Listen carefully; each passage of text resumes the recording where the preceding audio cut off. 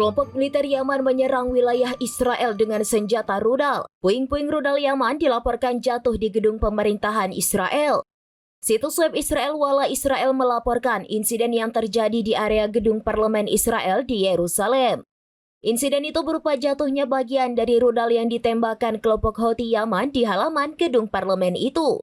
Serangan ini pun dikonfirmasi oleh Houthi. Mereka menyebut serangan-serangan itu sebagai bagian dari keteguhan mereka membela Palestina. Selain itu, untuk membalas agresi Israel dalam sejumlah serangan udara Israel di Yaman. Di laporan yang berbeda, Houthi juga mengumumkan telah melancarkan 2 rudal hipersonik ke Israel pada Rabu 17 Desember 2024.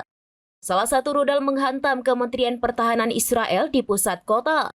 Sementara satu rudal lainnya diluncurkan saat pesawat tempur Israel menyerang Yaman.